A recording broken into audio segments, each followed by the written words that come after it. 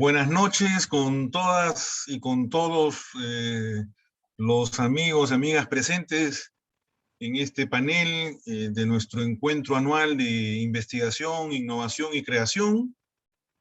Como ustedes saben, nuestra universidad, la Pontificia Universidad Católica del Perú, el día de hoy ha dado inicio a estas más de 2 semanas de espacios de diálogo, debate y reflexión.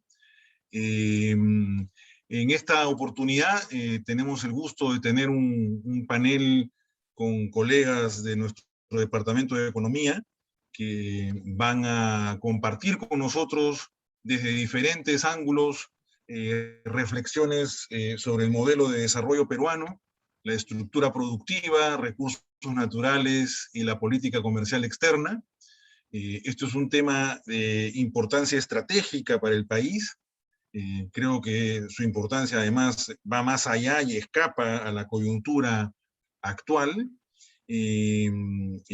Así que tenemos diferentes miradas, tenemos una mirada desde la política comercial sectorial, tenemos una mirada más de largo plazo desde el punto de vista de política y teoría macroeconómica, y una mirada más institucional y de arreglos institucionales en la gestión de los recursos.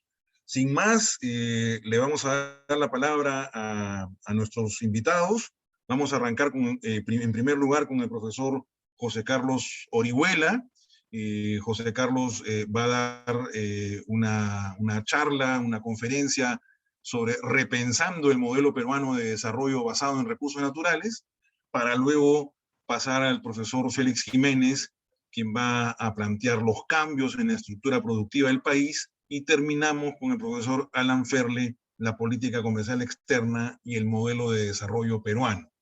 La modalidad de nuestro panel va a ser, vamos a tener 2 rondas de intervención de los 3 panelistas. En una primera ronda van a tener 15 minutos para hacer su presentación inicial, y en una segunda ronda 5 minutos a partir de su presentación inicial.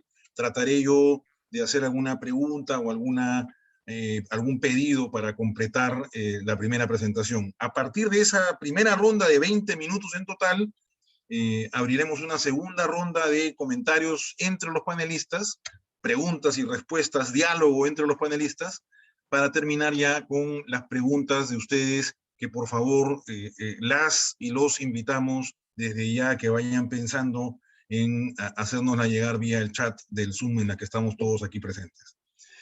Sin más, entonces, le damos la bienvenida a José Carlos Orihuela, nuestro actual coordinador de la especialidad de Economía. Él llevó sus estudios de doctorado en la Universidad de Columbia sobre desarrollo sostenible, habiendo pasado una maestría en la Escuela de Kennedy en Harvard, y es de nuestra universidad. Así que, José Carlos, bienvenido a tu casa y adelante.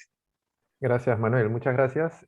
Bueno, muy contento de poder compartir algunas ideas para este panel, y un placer compartir la mesa con Félix. Entonces, es una presentación, digamos, corta y pensada en poder generar el espacio de discusión. Algunos temas muy puntuales, y luego abrir la cancha para la discusión, ¿no? Entonces, la idea es repensar el modelo entre comillas, de desarrollo basado en recursos naturales a la peruana. Y bueno, la estructura de la presentación, perdón, un segundito.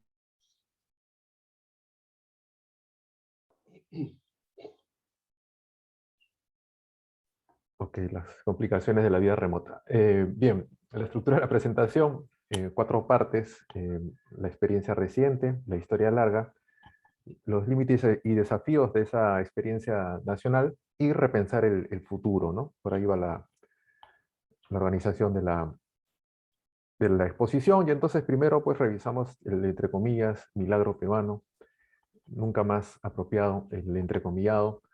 Entonces, digamos que la prensa internacional seguramente también, ¿no?, ha estado hablando de un milagro peruano. Por supuesto, esto de los milagros es siempre, digamos que la conversación pública usa este tipo de términos, ¿no? Y está, me imagino, el rol en nosotros en poder problematizarlos, discutirlos, cuestionarlos, ¿no?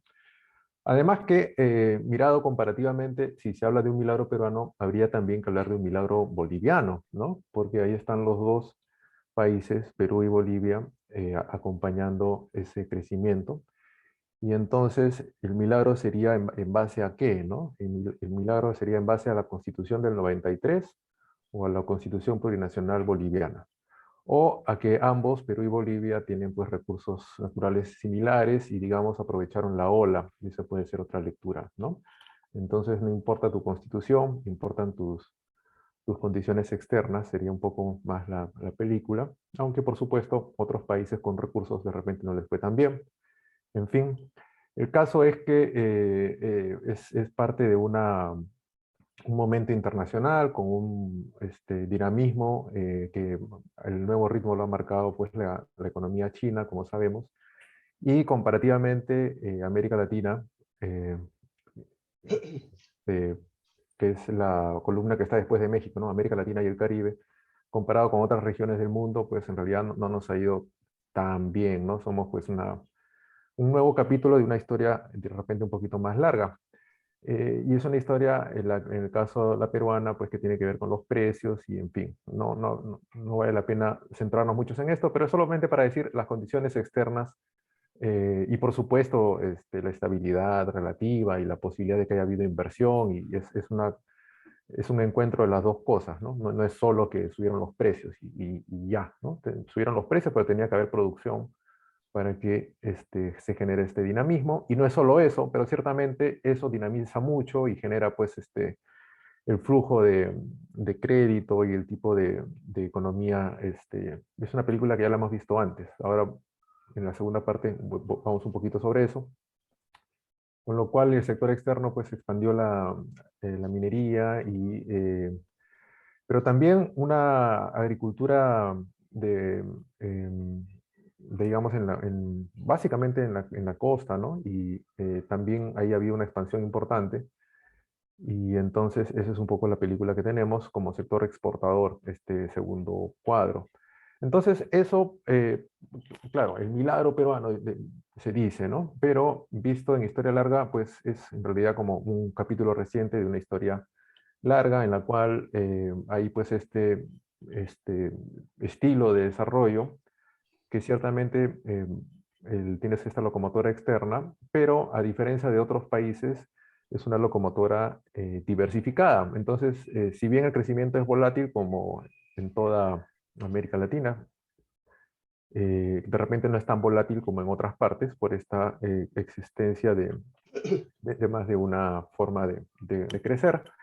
Esta es una comparación, por ejemplo, de tres países mineros, a su estilo, tres países mineros, pero son historias muy distintas en el largo aliento, ¿no? Entonces, digamos, detrás de estos grandes números siempre hay historias particulares y la peruana es pues más diversificada que la chilena, ¿no? Por recursos geológicos, condiciones, digamos, exógenas. eh, pero bueno, en fin, con el último impulso del último periodo, hay esta convergencia de estos tres países mineros, pero las historias hacia atrás son distintas, con un Chile monoexportador y un Perú con una canasta más diversificada, que es la película de largo aliento que nos han presentado este, los historiadores económicos, ¿no? Por el último trabajo de Luis Bertola y José Antonio Campo, pero este otro de Rosemary Thorpe, en el que se puede apreciar que Perú, dentro de América Latina, es una de esas economías que son primario exportadoras, pero con esta particularidad de que viene uno y viene otro ciclo de commodities, ¿no? Y digamos que recientemente es cobre y oro, pero ha habido otros. Y bueno, Bruno Seminario nos dejó este trabajo en una perspectiva todavía de más largo aliento, ¿no? En la que muestra que los ciclos del PBI están pues asociados a, a lo que ocurre en los países industrializados. Entonces, digamos, eh, la película la podríamos todavía jalar hacia atrás y es este desarrollo dependiente del que se habló de que hablaban los economistas estructuralistas latinoamericanos, ¿no? Sería un capítulo nuevo, porque ciertamente ahora hay más de un centro, ¿no? O tendrías el centro Europa, Estados Unidos, y ahora el centro China en ciernes, pero nosotros nos seguimos quedando un poquito como en periferia. Aunque podríamos decir, de repente Brasil va a pasar a ser otro, otro centro, o digamos, una configuración más compleja. Ahí como ciertamente muchos autores de esa generación plantearon, ¿no? En la periferia también hay centro y periferia, ¿no? Entonces, no sé, tienes Sao Paulo, tienes en el Perú claramente tenemos una Lima hidrocefálica, y el resto de la economía articulado a este centro, pero que al ser un tamaño una economía de 10 millones de habitantes, ya eso genera también una dinámica que seguramente va a marcar un ritmo distinto para lo que es el desarrollo. Ya lo está marcando, ¿no? Con la importancia del sector servicios y sector construcción en las últimas 2 décadas. Bueno, ¿cuáles son los límites y desafíos de esta forma de crecer, de esta forma de generar desarrollo? Pues es un desarrollo basado en recursos, y el desarrollo basado en recursos tiene un conjunto de connotaciones, de cuestiones que hay que preguntarse.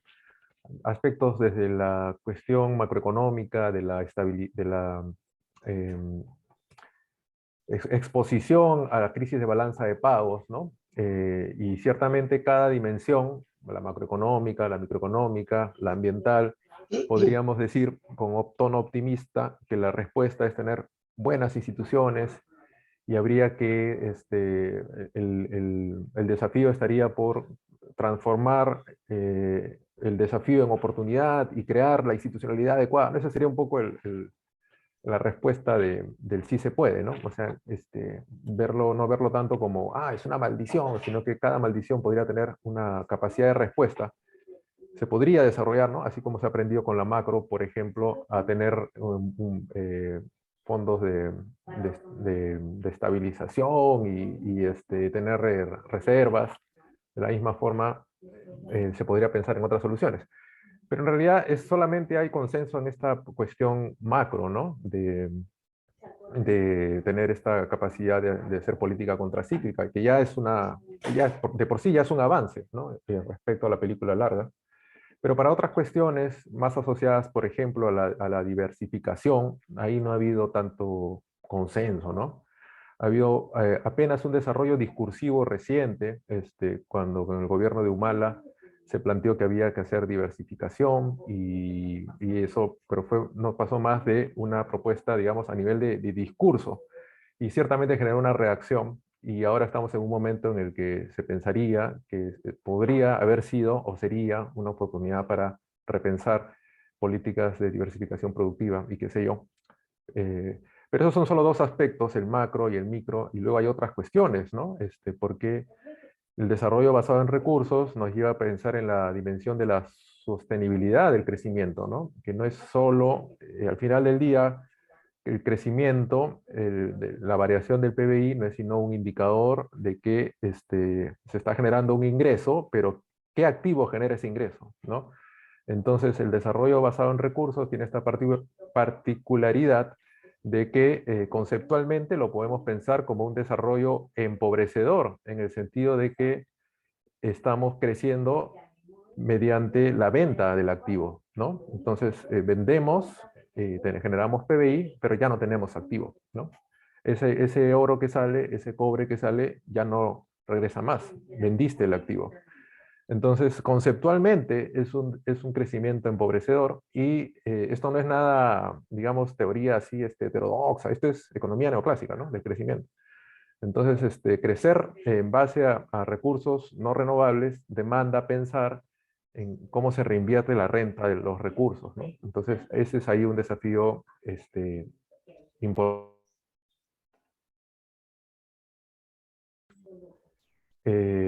Y bueno, de la misma forma se ha planteado otras cuestiones, ¿no? Cuánto de la renta minera se va, por ejemplo, a la creación de otras formas de capital, por ejemplo, el capital humano, y podríamos pensar en un sentido más amplio en la capacidad de innovación de una economía. Ese es el tipo de discusión de largo plazo que no hemos tenido en el país en las últimas décadas, ¿no? Donde ha habido ya para entrar un poco al tono polémico y a lo que podríamos debatir más adelante, ¿no? Ha habido como un consenso de Lima de que esto es control remoto, piloto automático, se arregla solo y ya el sector privado proveerá. Y ese es un poco el optimismo de Lima, ¿no? Que ciertamente contrasta con otras posturas fuera de la capital y ciertamente fuera del país. Pero no son los únicos desafíos que genera el desarrollo basado en recursos naturales, porque ciertamente el tipo de... Acá seríamos simplemente economistas, como convencionales, ¿no? Pero más allá de eso hay pues otras cuestiones, ¿no? El poder político que genera este tipo de desarrollo, ¿no? Un crecimiento tan acelerado de rentas concentradas que genera pues un boom fiscal, una capacidad de gasto y genera pues dinámicas políticas que pueden ser perniciosas porque hay un botín que se puede capturar, que se puede utilizar para gastar y además se genera toda una cultura del rentismo, del gasto rápido, ¿no? Presidentes regionales que están ahora en la cárcel en su momento fueron premiados como los más eficientes, porque qué bien, qué rápido gastaban. O sea, el sistema mismo genera una economía política pro rentismo, pro corrupción. Lo de Odebrecht no era que no se sabía exactamente, ¿no? Pero todos contentos porque era como la grasa que permite dinamizar la economía. Entonces, ese tipo de crecimiento es peligroso y genera democracias que desaparece, por ejemplo, dicen los politólogos que han estudiado estas cosas, desaparece la tributación o el interés por tributar, ya la autonomía que genera esta renta fiscal hace que desaparezca la pregunta de los impuestos y por qué, pues ya tienes esta renta fiscal que hay que redistribuirla y se vuelve esa la discusión. Entonces eso genera una ciudadanía que puede pues eh, achicarse, ¿no? La ciudadanía se achica y más bien son los políticos y los que controlan los aparatos públicos los que crecen con esta autonomía de estos recursos fiscales y el poder, por supuesto, de la corporación, ¿no? Entonces se genera pues un estado minero, un rentismo, una economía política del rentismo, en fin. Esa es ciertamente parte también de la película que hemos tenido estos años, ¿no? Y luego hay otros desafíos, ¿no? Los ambientales, ¿no? En las vecindades de estos lugares donde ocurren estos desarrollos. Tiene que ver con la ecología industrial, del desarrollo particular que estemos hablando, porque los ríos hace que, si no, y no es que la nueva minería no contamine, ¿no? Es otro discurso. Efectivamente, bien con la tecnología apropiada y la regulación apropiada, se puede minimizar significativamente los impactos, pero no es que tenga que ser así, ¿no? Eso sería como decir que porque un mercado existe, va a tener las características de un mercado competitivo, como ese que enseñamos en un curso introductorio de economía, antes que hablemos de los problemas de fallas de mercado, simetrías de información, tarará, tarará, tarará, que lleva a resultados que no son eficientes. Entonces, no es que la existencia de un mercado per se genere resultados eficientes, ciertamente lo mismo pasa en todos los temas ambientales, y ahí yo veo más bien el vaso medio vacío. Y bueno, también genera conflicto, ¿no? También genera violencia, porque por distintas cuestiones, de repente el mismo flujo de recursos exacerba problemas que ya están, ¿no? Problemas estructurales que ya están pueden ser exacerbados por esta ingente renta que ingresa a localidades específicas, ¿no? Que de repente tienen ahora un recurso allí por el cual pelear. Bien. Entonces, estos son gráficos de conflictos, de problemas ambientales. Eh, Acá, por ejemplo, los pasivos ambientales, bueno, recién estamos aprendiendo a contarlos y entenderlos. No hay una dimensión exacta de la significancia de sus impactos, ni de lo que costaría limpiar, ¿no? Remediar los más significativos, ¿no? Lo que sabemos es que como gasto es una cosa minúscula, no está en la agenda, no se discute estas cosas. Entonces, Cerro de Pasco está ahí y nos enteramos por alguna noticia que murió alguna niña y la noticia dice que seguramente murió como consecuencia del cáncer, que seguramente le produjo la contaminación de metales pesados, que todo es seguramente, pero no hay, bueno, y ahora hay ley de que esto hay que resolverlo y en fin, pero no está en la discusión, nunca ha estado, ¿no? No sé, de repente exagero. Yo como lo veo es que no está. Y bueno, estos temas debieran preocuparnos en el futuro, en el presente, en el presente. Entonces, con esto voy a la última parte. ¿Cómo sería un futuro? Siendo que pues, Perú es una economía pequeña, o sea, ya no es inventar la pólvora, ¿no? Sino es como más bien reconocer lo que hemos venido aprendiendo colectivamente, como sociedad, como colectivo peruano, latinoamericano, ¿no? Bueno, somos una pequeña economía en una estructura política internacional. Los precios no los determinamos nosotros, van a estar ahí, van a seguir creciendo, van a seguir apareciendo nuevas oportunidades, comillas, oportunidades, o los, no sé, los regalos del diablo, ¿no?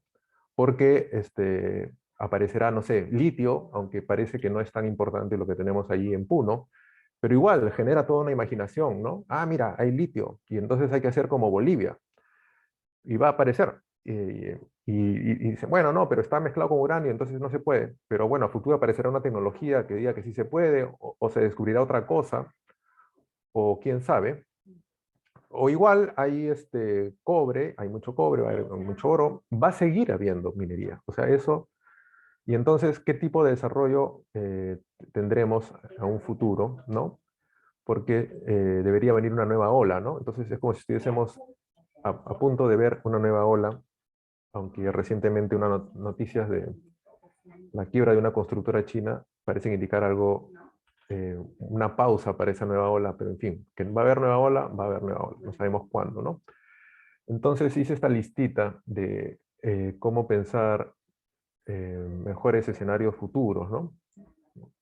Eh, de nuevo, reconociendo que somos pues pequeñitos, estamos allí en la periferia, pero ciertamente se trata entonces de primero reconocer y cooperar para transformar esas estructuras que limitan algo distinto, ¿no? Porque el margen de maniobra para un país pues, como Perú es pequeño, pero siempre desde, o sea, uno es previs, ¿no? O sea, América Latina tiene que cooperar, tiene que intercambiar con el mundo pensando como América Latina y tiene que crear espacios, ¿no? Para poder negociar mejor cosas, ¿no? Ahora que el tema de las medicinas con el mundo post pandemia es tan importante, por ejemplo, es un tema importante en el que, por ejemplo, la cooperación internacional y la escala internacional tiene pues una significancia importante y entonces esa esfera hay que revalorarla, ¿no? Otros países tienen más claro eso, ¿no? Me da la impresión que nosotros no. Por ejemplo, cuando hubo el debate del Tratado de Libre Comercio, siendo que Perú y Colombia son dos países pues, que han tenido, digamos, una trayectoria de apertura desde los 80s, 90s, de los 90, digamos, ¿no? Pero la apertura colombiana era con política industrial, ¿no? Y con negociación de un conjunto de cosas. Nosotros siempre hemos sido más como que, ah, ya, Chile lo hizo y entonces hay que seguir a Chile. Pero bueno, Chile está ahora en otro cuento, ¿no? Entonces hay otro momento internacional y habría que repensar en esa dimensión también. Entonces el primer punto puede ser Previs, ya acabó Manuel. El segundo sería Previs, ¿no? El segundo sería recuperar a Polanyi, ¿no? Construir sociedad, construir institucionalidad para el buen gobierno de la economía. Y el tercero sería, pues, tu Rodrik, Stiglitz, Mazzucato, ¿no? Mazzucato es ya sería la economista para la era actual, en la que habla pues de no solamente pensar en la corrección de fallas de mercado, sino también pensar en el rol del sector público para la innovación, ¿no? Para crear capacidades, para innovar futuros que sean pues más verdes y más incluyentes. Y ahí termino. Gracias. Muchas gracias, José Carlos. Súper interesante los tres caminos, las tres rutas que estás planteando. Definitivamente no son excluyentes.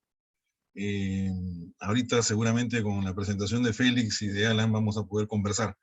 Le damos la palabra entonces al profesor Félix Jiménez, de larga y amplia trayectoria pues en teoría y política macroeconómica y monetaria.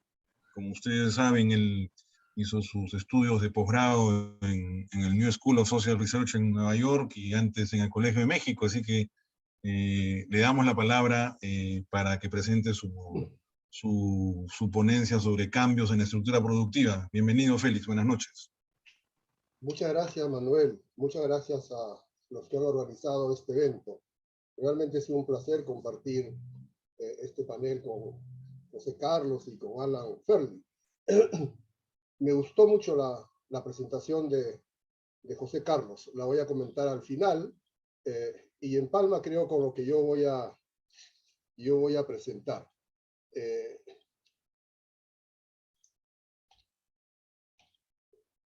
Yo voy a responder a dos preguntas. ¿Ya? A propósito, no he puesto conclusiones. Una primera pregunta es, ¿de qué depende el crecimiento? Y una segunda pregunta, ¿qué efectos ha tenido el crecimiento? Obviamente me estoy refiriendo al crecimiento de los últimos 30 años, ¿no? Los 5 años de crecimiento de los años 90 y el crecimiento en el periodo del superciclo de los precios de las materias primas que va de 2002, 2003 a 2013. Entonces, voy a responder a esa pregunta refiriéndome a ese periodo. No voy a emitir ningún juicio de valor, solamente voy a dar datos, ¿no? Y de esa manera voy a promover la discusión. Y la segunda pregunta es los efectos que ha tenido ese crecimiento. También aquí voy a dar datos y obviamente a partir de esos datos podemos, los que estamos participando en este evento, inferir cuáles serían, ¿no? las soluciones para superar alguno de esos efectos que ha tenido este crecimiento de los últimos 30 años. Entonces voy a empezar con la primera pregunta, hablando de las características del modelo de crecimiento que se impuso en nuestro país en los 90s.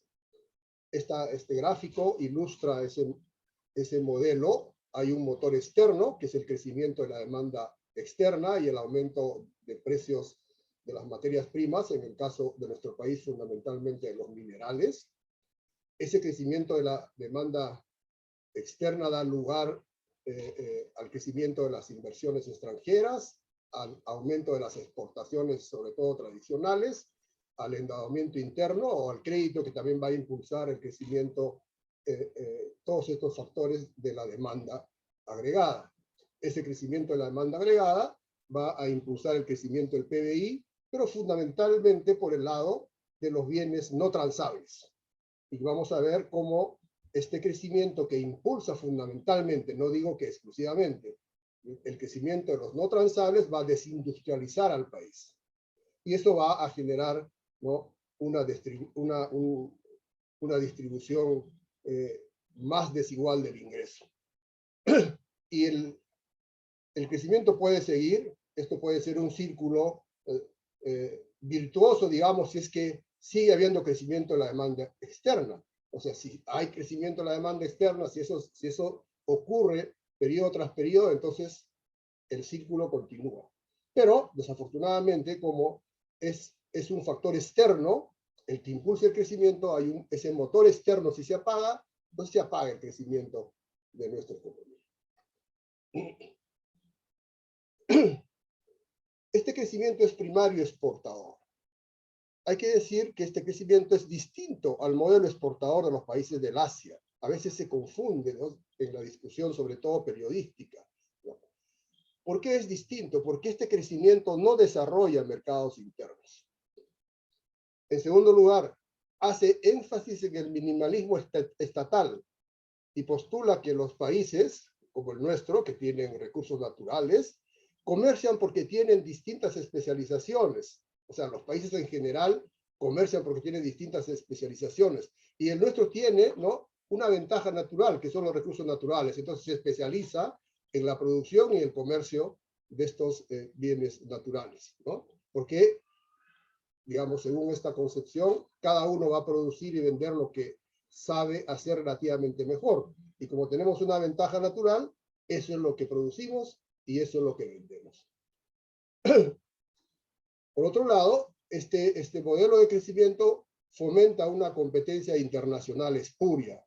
¿Por qué espuria? Porque está basada en la supresión de los derechos de los trabajadores, ¿no?, en el mantenimiento de salarios reales estancados y la desatención de los costos medioambientales de la explotación de recursos primarios. Este punto es importante, ¿no es cierto? Porque si dependiera de la demanda interna, el papel de los salarios sería relevante. Como depende de la demanda externa, ¿no?, entonces no importa que se estanquen los salarios, porque mientras crece la demanda externa por nuestros productos, crecerá la producción de esos productos. Pero si dependiera de la demanda interna, y un componente importante de la demanda interna son los ingresos salariales, entonces habría, digamos, otra cosa, ¿no? Este gráfico relaciona muy bien la tasa de variación de 12 meses del PBI y los términos del intercambio. Entonces, claramente, ¿no?, hay una correlación estrecha y esto es lo que nos está corroborando lo que estamos diciendo, que el crecimiento está impulsado por los altos precios de los minerales, ¿no?, y está liderado por las exportaciones primarias. Este otro gráfico igual relaciona exportaciones, su variación de 12 meses, con el PBI. Y también, como dijimos, al presentar el gráfico del modelo, cuando aumenta, ¿no?, la inversión extranjera directa, porque hay demanda externa por los minerales o los productos primarios, entonces en el país también va a aumentar el crédito bancario. El crédito bancario, ¿no?, va a ser otro de los factores que va a estimular el crecimiento de la demanda agregada. O sea, el crecimiento depende de la demanda externa, no proviene de los salarios, como ya dije, y básicamente inversión extranjera que lidera al conjunto de la inversión y expansión del crédito son los que van a, digamos, impulsar el crecimiento de la demanda interna. El crecimiento no ha modificado la composición del vector de exportaciones. Siguen siendo fundamentalmente tradicionales. 75% era en el año 81 y eso se ha mantenido con algunas variaciones hasta el momento, ¿no? Y la única novedad, a propósito de la diversificación de este vector que nos hablaba José Carlos, desde, digamos, comienzos de este siglo, en el total de las exportaciones tradicionales, empieza a tener un peso cada vez más alto las exportaciones mineras, la producción y exportación minera, ¿no? En este caso son exportaciones mineras, fíjense, ¿no?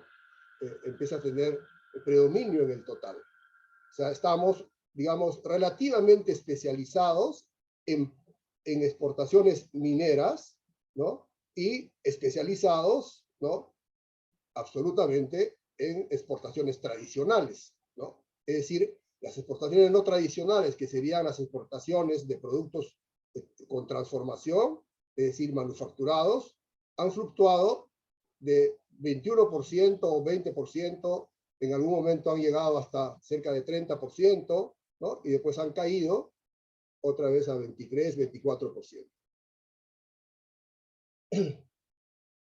Vamos a ver ahora los efectos.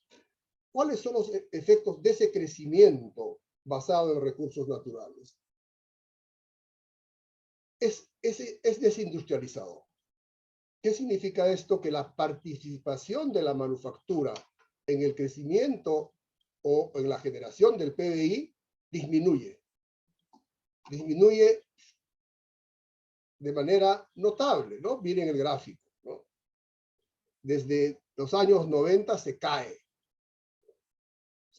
de manera significativa la participación de la manufactura en la generación del PBI.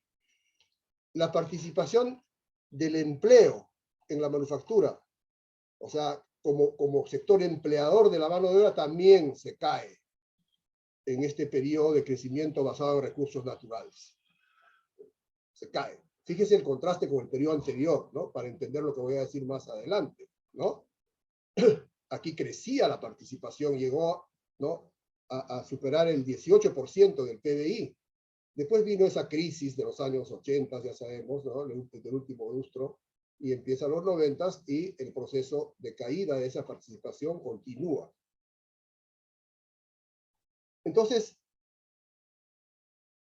la consecuencia va a ser de esta desindustrialización que la contribución de la manufactura se va a reducir, ¿no?, a largo plazo. Es decir, si hablamos del producto de largo plazo, del crecimiento de largo plazo, en ese crecimiento de largo plazo, la manufactura va a contribuir cada vez menos. Y eso se puede ver, ¿no?, en este gráfico, que aquí tenemos la contribución de la manufactura al crecimiento. La línea azul es el periodo 51-75, está por encima de la línea roja, que es del periodo 2000-2015, ¿no? Si ponemos hasta el 2020, esto se cae más, ¿no? Entonces, claramente, la manufactura pierde el papel que tenía de contribuir en el crecimiento económico de largo plazo.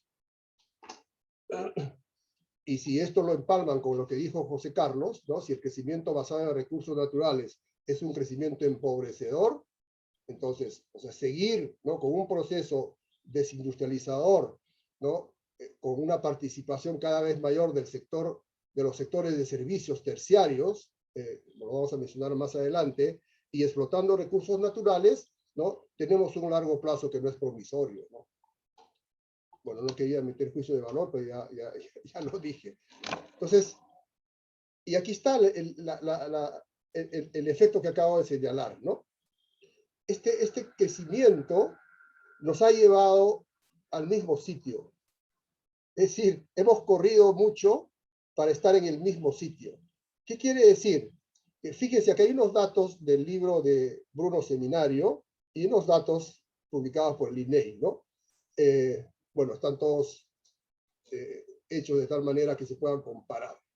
Miren, según Bruno Seminario, en el año 1942, ¿no?, el PBI de la agricultura y servicios representaba el 75.5% del total, ¿no?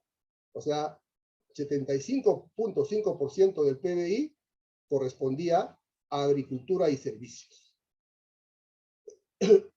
Y el empleo, o sea, la pega ocupada, en este año 42 representaba el 80.7%. Entonces, ¿qué ha pasado después de tantos años? En el periodo 2001-2011, ¿no?, la participación de estos dos sectores, agricultura y servicios, en la generación del PBI está más o menos parecido, 73.4. No ha variado mucho, ¿no? Y la participación en el empleo tampoco, es 84.7%.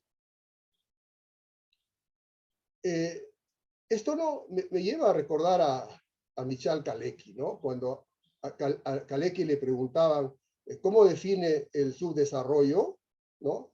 Decía, una economía es subdesarrollada cuando el empleo que genera es de picos y palas, decía, ¿no?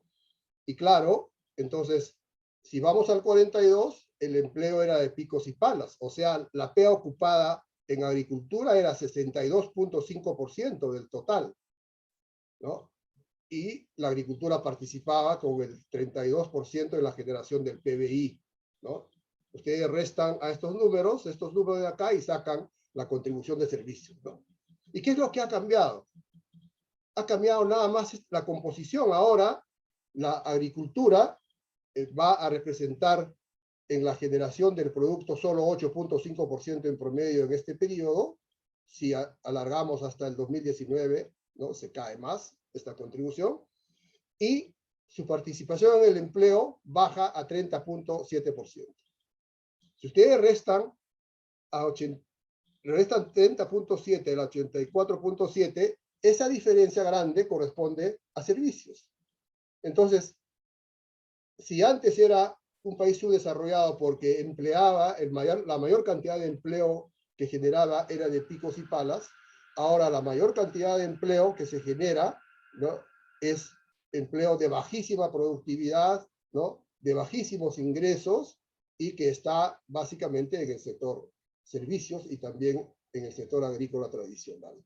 Entonces, en materia de estructura productiva, ¿no? Estos son los cambios. La economía es menos industrial, menos agrícola y más productora de servicios de baja productividad, ¿no? Y en el que están empleados, ¿no? Personas de bajísima calificación, baja productividad y bajos ingresos. El otro efecto es que se genera una notable penetración de importaciones. Algunos de los colegas recordarán cuando se discutía el proceso industrialista de los años 70, decía que ese proceso era adicto a dólares, ¿no? Porque necesitaba muchos insumos y bienes de capital importados, ¿no? Entonces, fíjense, en ese periodo de los 70, ¿no? Aquí está hasta los 80, este pico, digamos, las importaciones, si lo dividimos entre el PBI manufacturero, agrícola y pesquero, ¿no? Las importaciones, ese ratio es el rojo, ¿no? Tiene este comportamiento. Crece fuerte, ¿no? En los últimos 30 años, ¿no es cierto? La línea azul es importaciones entre el PBI manufacturero. Aquí, cuando decían que la industria es adicta a dólares, ¿no? Digamos, ese ratio superaba el 80% a comienzos de los años 80. Fíjense ahora, ¿no? Supera el 140%. O sea, importamos mucho más de lo que la manufactura produce en el país. ¿Y eso a qué nos ha llevado? Fíjense, se ha reducido de manera significativa la participación de la producción para el mercado interno como porcentaje de la demanda interna. Esto va desde los 90, fíjense. Se cae la producción para el mercado interno como porcentaje de la demanda interna. Miren cómo era antes. ¿Y qué consecuencia va a tener esto? Que va a tener una consecuencia en el producto potencial o el producto de largo plazo, ¿no? Va a implicar que a futuro el PBI potencial, si esta tendencia sigue, no va a crecer más allá de 3 o 3.5%. El otro efecto de ese crecimiento es que no se sustenta en aumentos sostenidos de la productividad y por lo tanto no conduce a ganancias de competitividad. Fíjense estos datos, ¿no? Vamos a mirar solamente acá la productividad media, aquí está por sectores, ¿no? Entonces, del 50 al 57, la variación porcentual, porque aquí está entre picos del ciclo económico, era de 4.1% de la productividad media, ¿no? Sigue siendo alto del 57 al 66. Sigue siendo relativamente alto del 66 al 75. Después miren cómo se cae. Entonces, no genera aumentos sostenidos de la productividad. Pero además, ese crecimiento genera un proceso de modernización, vamos a usar esta palabra raro, por no decir otra palabra más fuerte, ¿no? Los economistas sabemos que la intensidad de capital es un indicador de modernización de la economía. O sea, la intensidad de capital es el ratio o la relación que hay entre el stock de capital y la P ocupada, o sea, la fuerza laboral ocupada, ¿no es cierto? Entonces cae entre L, digamos, ¿no? Entonces, cuando aumenta esa intensidad de capital, ¿no? Se dice que las economías se están modernizando. Entonces, fíjese, ¿cuándo ocurre eso? Del 50 hasta comienzo de los 80, esta línea azul. Esa intensidad de capital crece, pero después tiene una tendencia decreciente. Podríamos decir, si tomamos estos años que empiezan, fíjense, recién en el 2008, ¿no? Cuando empieza a recuperarse, y ahora obviamente con el estancamiento que ocurre del 2014 al 2019 y la pandemia, esto otra vez tiene una caída, ¿no? Entonces, en este lapso no hay crecimiento de la intensidad de capital. Es como si la economía no se estuviera modernizando. Es una modernización, ¿no?, de otro tipo, porque vemos construcciones nuevas. ¿Y qué es lo que ha pasado? O sea, ¿por qué ocurre esto? Miren la línea roja, es la participación de la inversión en maquinaria y equipos. Crece con fluctuaciones, es verdad, en el primer periodo, pero después se cae, se recupera un poco. ¿Y qué es lo que está pasando en este periodo? Predomina la inversión en construcción, más que la inversión en maquinaria y equipo. Y por eso es que se cae, o mejor dicho, no crece la intensidad de capital. Entonces, el stock de capital per cápita aumentó en solo 26.9% durante el periodo 1990-2013, que es un pico de ciclo, ¿no? Casi la mitad del incremento registrado en los años 60-80, que fue de 43.5%. Pues bien, esto, para terminar, se va a reflejar también en la productividad total de factores, ¿no? Entonces, la relación capital-trabajo o intensidad de capital es un indicador, como dije, de modernización, y nos va a explicar qué ocurre con la dinámica de la productividad. Fíjense este gráfico, el gráfico de arriba. Esta es la productividad total de factores. La productividad total de factores alcanza un pico en el segundo lustro de los 70. La línea roja es su tendencia de largo plazo, ¿no? Después se cae, se estanca y se empieza a recuperar desde cuando empieza el superciclo de los precios de las materias primas. Esto va hasta el 17, ¿no? O 16. Como sabemos, hay un estancamiento a partir de 2014, entonces esto ya no está creciendo. O sea, no hemos alcanzado este pico del año 74. Vamos a suponer que lo hemos alcanzado, no tengo el dato exacto porque se ve más o menos a la altura, digamos, ¿no? Esto está pegado a la línea, este todavía no, pero digamos hay una recuperación, ¿no? Pero no hay este tipo de comportamiento en la productividad total de factores que dura desde el 50 hasta el año 74. Y eso lo podemos ver, ¿no?, con datos. Aquí tienen la contabilidad del crecimiento. En los años 50-75, la contribución de la productividad total de factores al crecimiento del producto de largo plazo, al crecimiento al producto potencial, al crecimiento del producto potencial, fue de 37.3%. Y del 90 al 2016, su contribución solo fue de 28.7%. Por esto, digamos, sí. Si tomáramos en cuenta este estancamiento, obviamente. Lo que pasa es que este tramo es el que, ¿no?, está dando lugar a que se obtenga 28.7%, ¿no?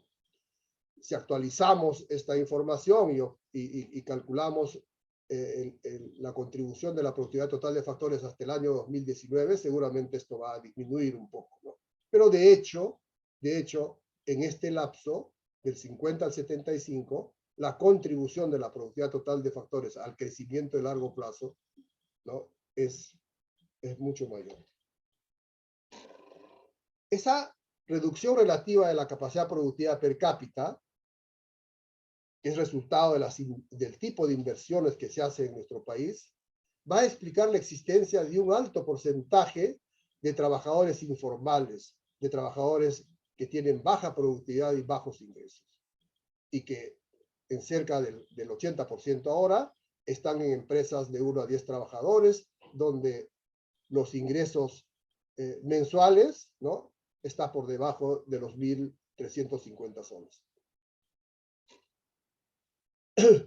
Y esa reducción de la capacidad productiva per cápita va a operar como una barrera a los aumentos sostenidos del ingreso o producto per cápita. ¿Por qué? Porque aumentarían significativamente las importaciones y por lo tanto el déficit en la cuenta corriente de la balanza de pagos. O sea, lo que está generando este estilo de crecimiento es otra vez restaurar, ¿no?, como limitante al crecimiento la cuenta corriente de la balanza de pagos, ¿no?, que ya lo habíamos dicho antes, ¿no?, con otros trabajos, pero ahora se ve más nítidamente, ¿no es cierto? Entonces, si las importaciones están creciendo mucho más, ¿no?, su magnitud supera la magnitud de lo que se produce en términos de manufactura, entonces, si digamos, se le exige a la economía que crezca más, o sea, lo que va a pasar, ¿no?, o sea, se estimula vía políticas públicas, lo que va a pasar es que van a aumentar más las importaciones. ¿Por qué? Porque la producción orientada al mercado interno, ¿no?, se ha reducido de manera, o sea, para satisfacer la demanda interna, se ha reducido de manera notable.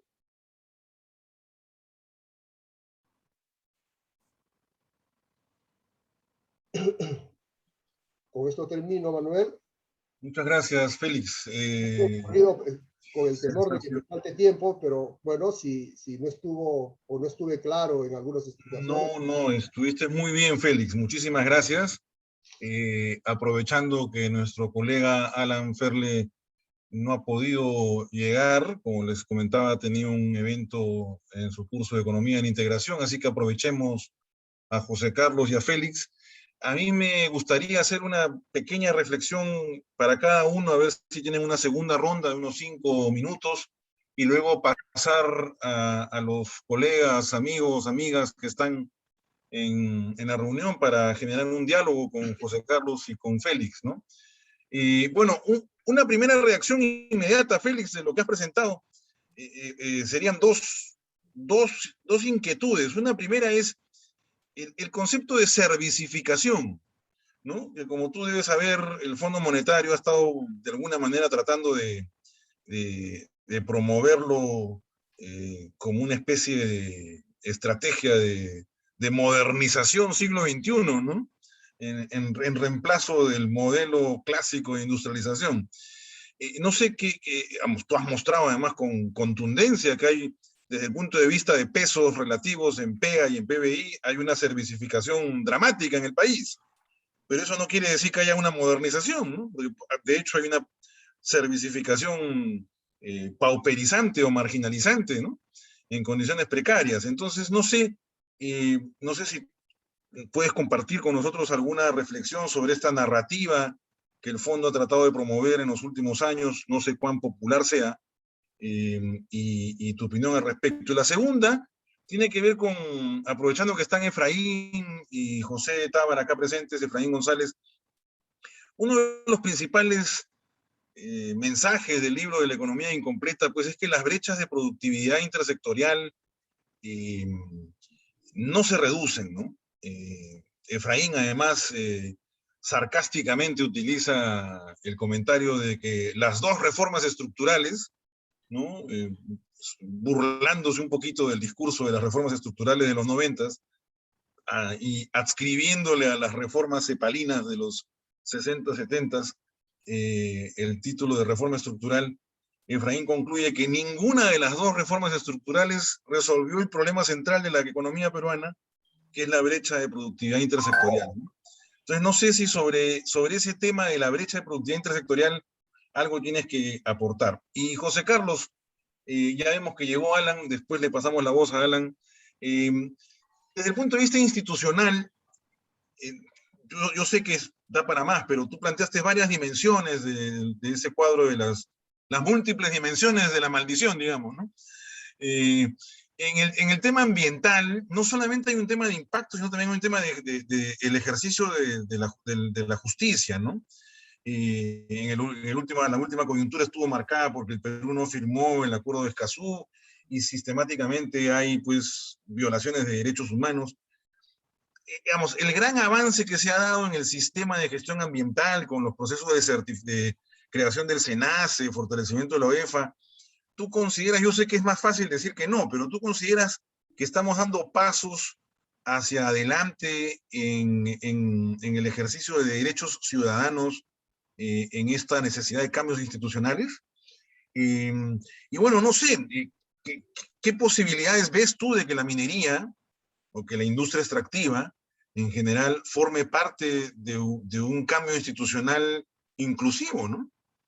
Con esas dos intervenciones arrancamos quizás contigo, Félix, primero, que está más fresco, luego le damos la palabra a José Carlos y luego introducimos al ex parlamentario andino para que nos deleite con su presentación.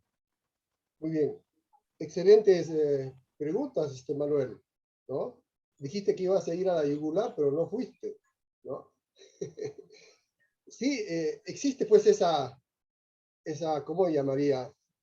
Esa propuesta ideológica, ¿no? O sea, han visto los datos que crece, ¿no? El empleo y se expande la producción de los servicios, ¿no? Entonces se cree que el futuro crecimiento va a estar en los servicios. Y cuando se habla de los servicios, obviamente rápidamente se menciona turismo, gastronomía, etcétera, y algunos otros servicios donde hay, digamos, empleo intensivo y alta tecnología. Entonces la pregunta es, ¿no?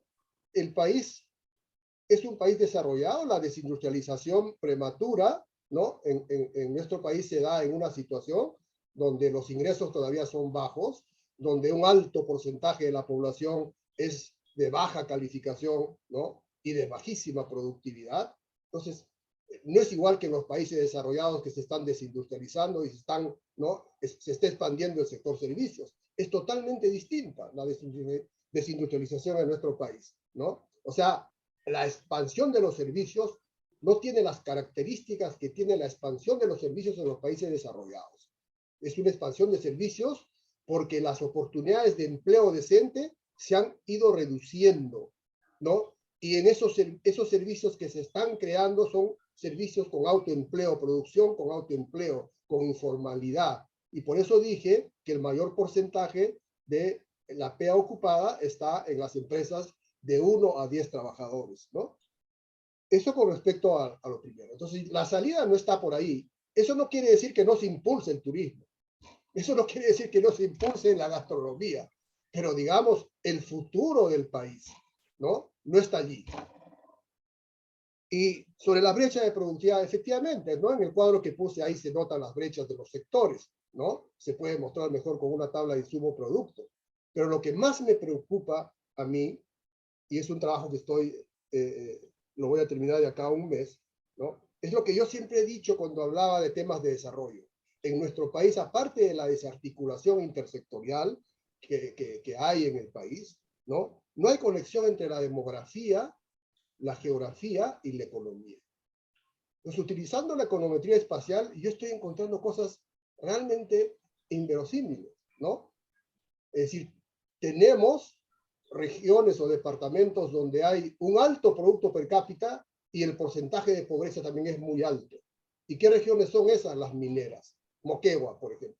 Moquegua, si ustedes hacen un ranking de departamentos por ingresos per cápita, Moquegua está en el primer lugar, ¿no? O sea, sería el departamento más desarrollado con este indicador de producto per cápita.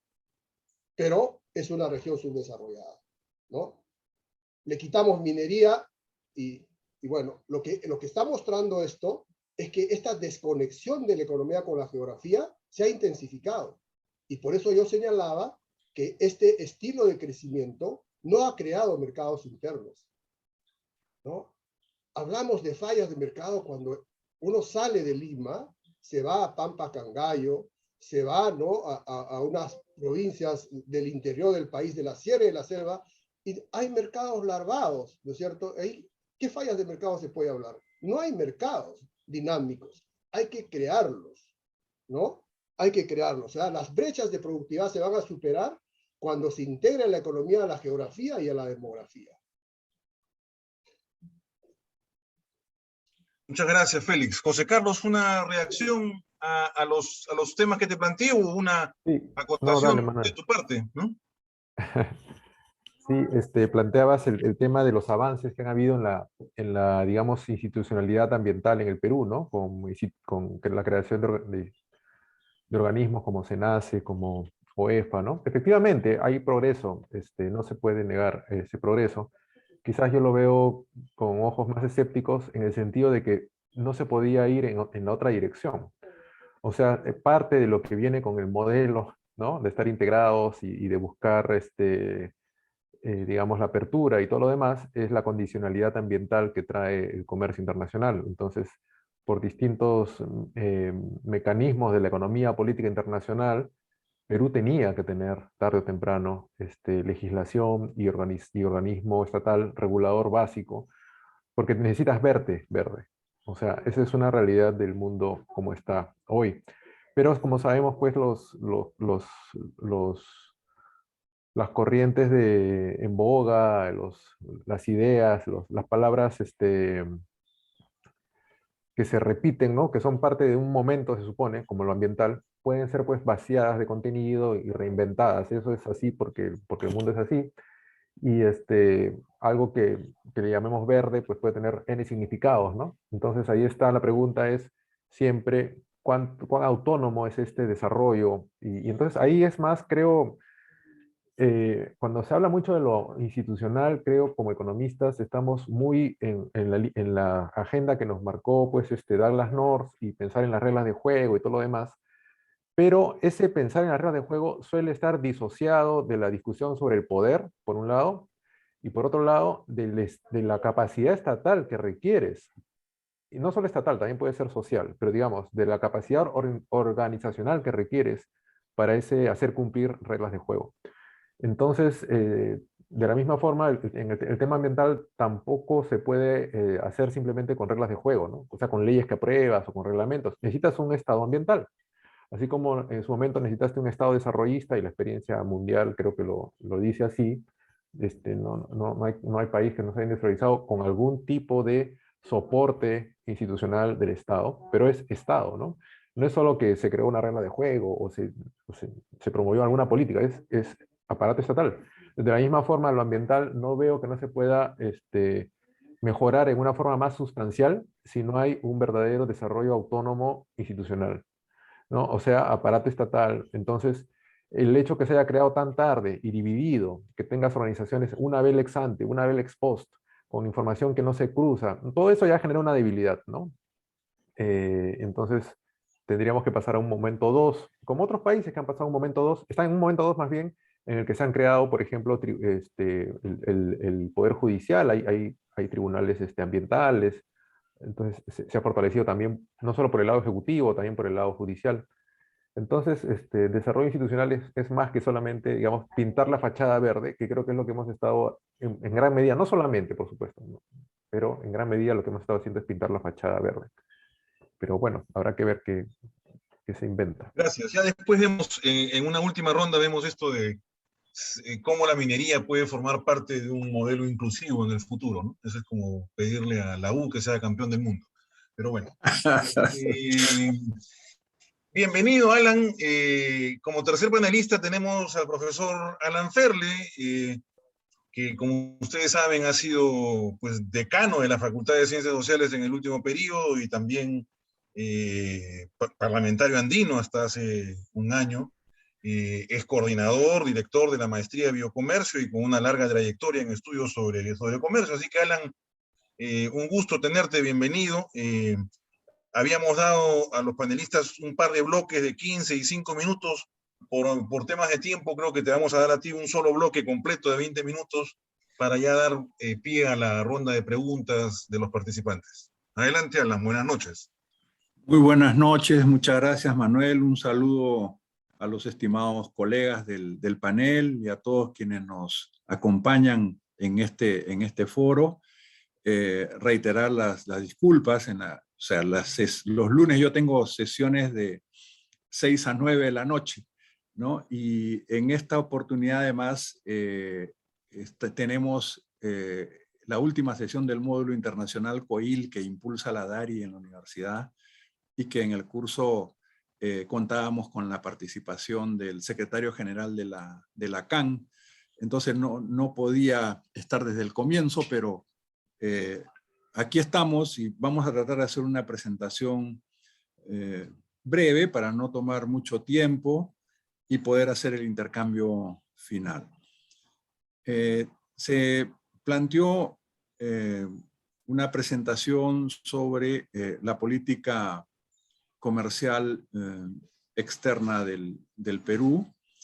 Creo que es importante primero ver esta relación o el entorno, multilateralismo-regionalismo, ¿no? Hay todo ese debate sobre si hay una convergencia o si hay tensiones entre estos procesos, pero se dio una proliferación de acuerdos comerciales regionales, sobre todo norte-sur, cuando los países que eran reacios a este tipo de acuerdos lo impulsan con mucha fuerza, ¿no? El caso de Estados Unidos, desde la Iniciativa de las Américas,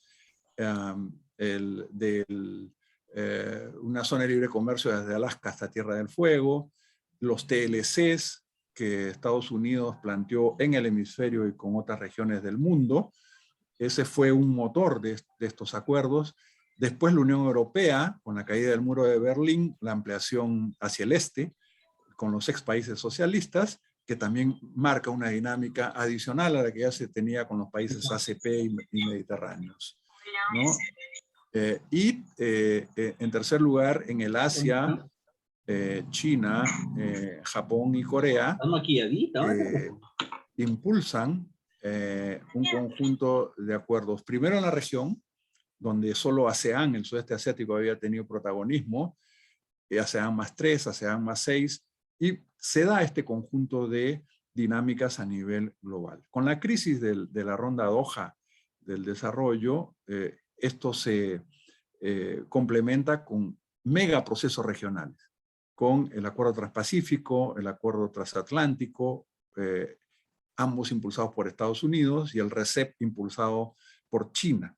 A diferencia de los anteriores, afecta a la gobernanza global, y como decía el doctor Baldwin, la OMC estaba preparada para la gobernanza del siglo XX, pero no para la del siglo XXI, ¿no? Por las empresas transnacionales, por la relocalización de estos procesos y por los megaprocesos regionales que no pasan por la OMC. Aparte de iniciativas plurilaterales como el TISA, ¿no? Acuerdos sobre bienes ambientales. O sea, hay una reconfiguración de la economía mundial, la emergencia de Eurasia, las tensiones entre China y Estados Unidos, y un nuevo escenario con la pandemia que plantean estas condiciones también de reshoring, nearshoring, que definen un nuevo entorno global. Entonces, ¿cómo ha estado el Perú en su política comercial externa y cuáles son los desafíos actuales? Es lo que trataría de presentar brevemente, ¿no?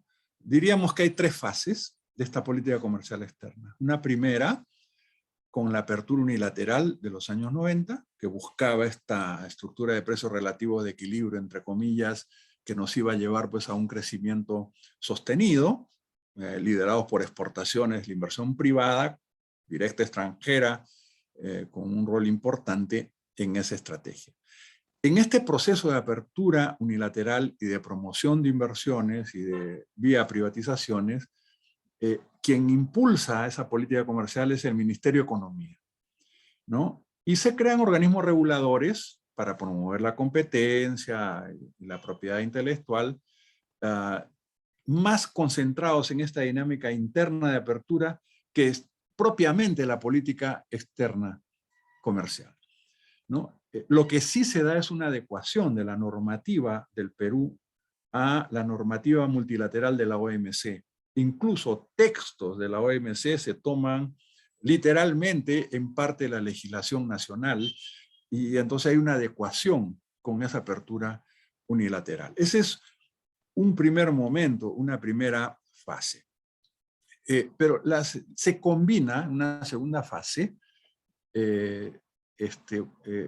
esta apertura unilateral con la suscripción de acuerdos comerciales regionales, particularmente norte-sur, que se sumaron a los procesos de integración que tenía el Perú. ¿Por qué?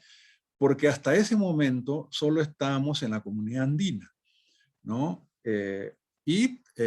Allí hubo tensiones, porque por la política de una búsqueda de un cierto arancel flat en determinado momento, entraba en conflicto con la zona de libre comercio y el proceso de grabación de la CAN, y sobre todo con el arancel externo común, que es donde nosotros no participamos. Incluso lleva a una salida hacia el año 97, el Perú un retiro de la CAN por esas contradicciones. Después se tuvo que hacer una renegociación, en fin, ahora no hay tiempo para explicar el proceso, pero para reingresar a la zona de libre comercio, y prácticamente nunca estuvimos en el arancel externo común, cosa que se ha abandonado ya en el último periodo. Pero junto con esa política de la comunidad andina como espacio regional, se tuvo, ¿no?, una proyección al Asia-Pacífico. Esta proyección al Asia-Pacífico la lideró Cancillería. Primero en el PEC, después en APEC, donde entramos en el 98 con Rusia y Vietnam, ¿no? Entonces, en esa fase inicial, ¿no?, lo que tenemos es una integración regional y una proyección al Asia vía PEC. Todavía era el MEF y Cancillería las instituciones que lideraban. Y el proceso del ALCA, ¿no?, que el Perú fue el último el proceso en el cual la comunidad andina negoció como bloque propuestas de liberalización y apertura más profundas en el caso del Perú, que generaron tensiones que después se van a agudizar y entrar en crisis. Entonces, aquí en las negociaciones del ALCA tuvimos una aproximación con Mercosur en algunos rubros, pero el fracaso de esas negociaciones llevó a un ALCA por partes, ¿no? Es decir, Estados Unidos impulsa ya lo tenía con el NAFTA, con Chile, con Centroamérica, con los andinos, procesos de integración donde el Perú participa, y allí hay una separación ya de Perú y Colombia que buscan negociar estos acuerdos norte-sur, y otro bloque que tenía otra visión de estrategia de desarrollo y que tenía otra estrategia de inserción internacional. El TLC con Estados Unidos, que sería la fase 2, yo diría, es un hito central para la política comercial del Perú por varios factores. Primero, porque obligan a un cambio en el ordenamiento jurídico nacional, incluida la normativa comunitaria de la CAN, sobre todo en el caso de propiedad intelectual. En segundo lugar, porque se consolida el liderazgo en Mincetur. Ya no es el MEF ni Cancillería, sino es Mincetur quien impulsa estas políticas que se crean en ese periodo, y lo prioritario pasan a ser las negociaciones.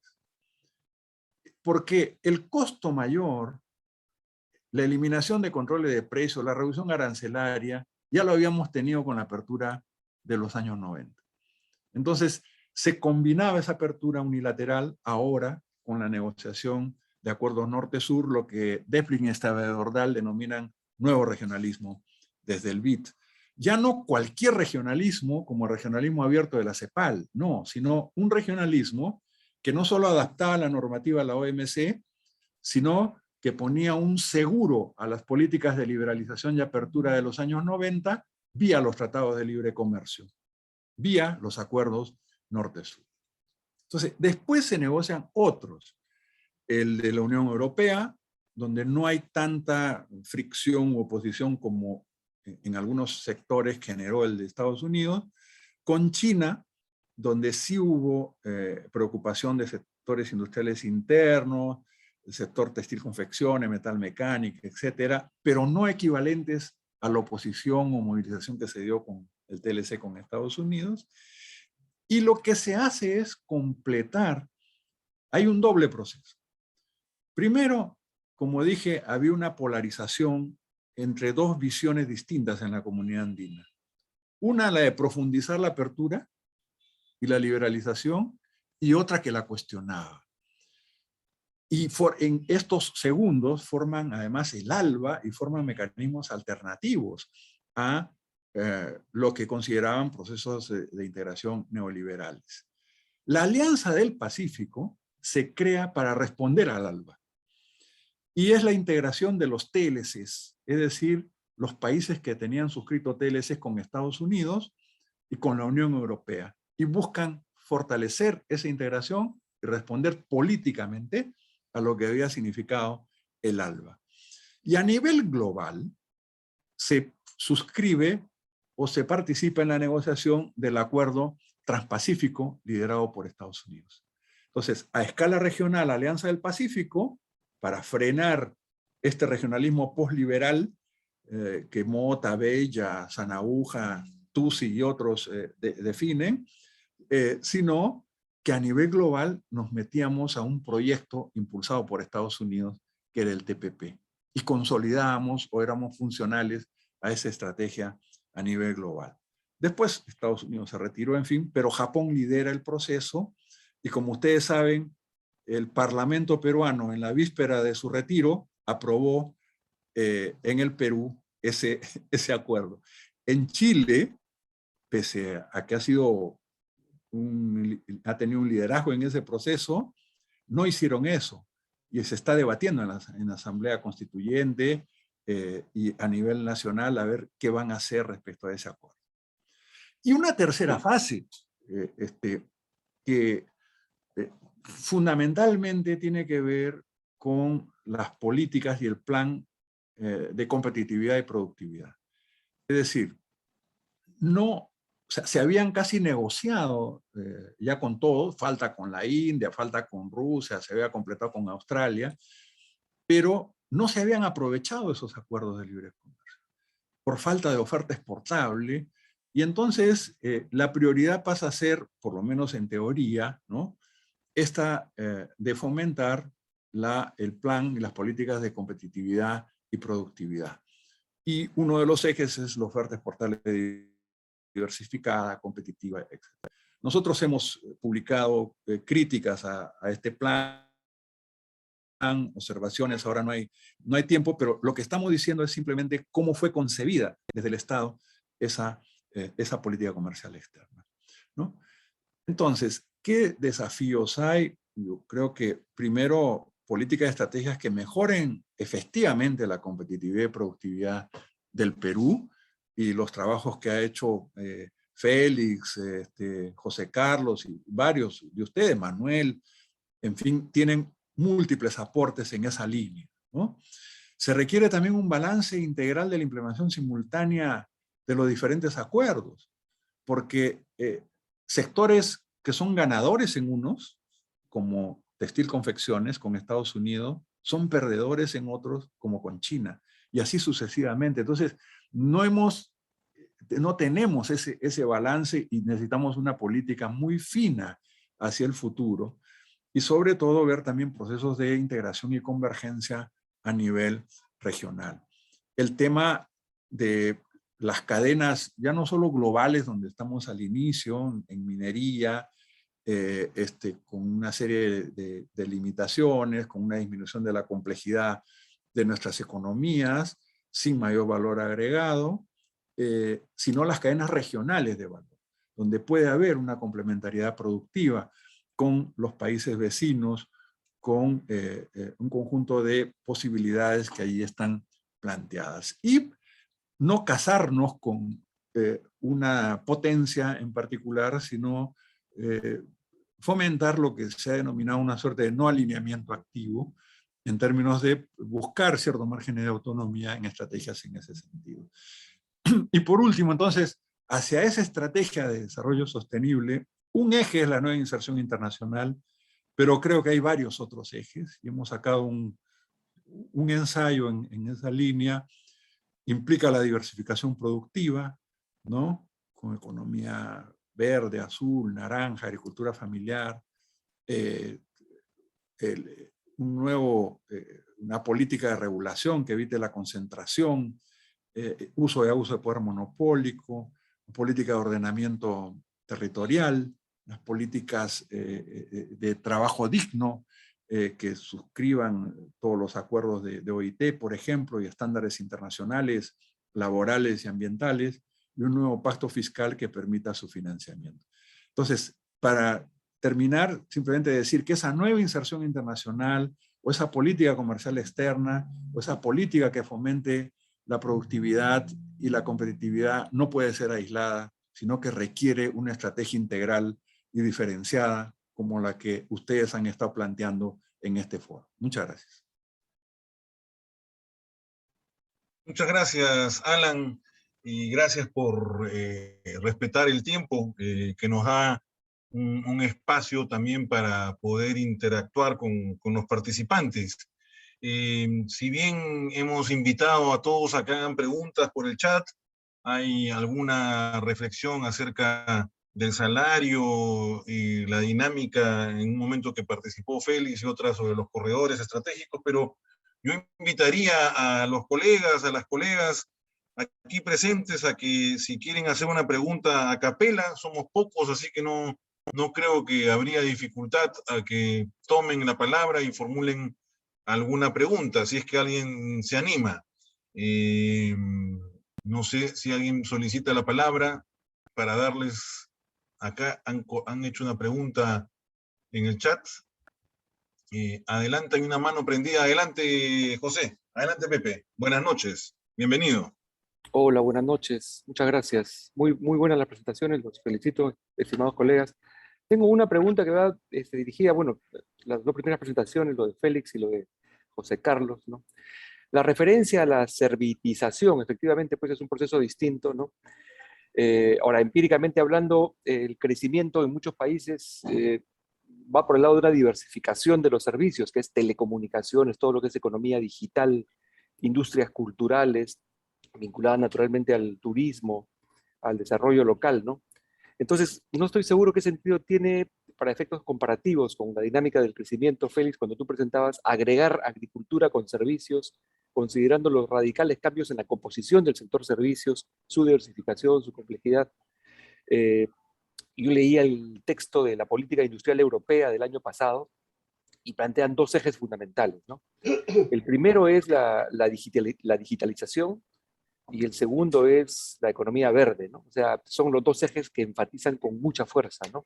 Y son dos ejes transversales que van a reorientar y que van a guiar las inversiones, ¿no?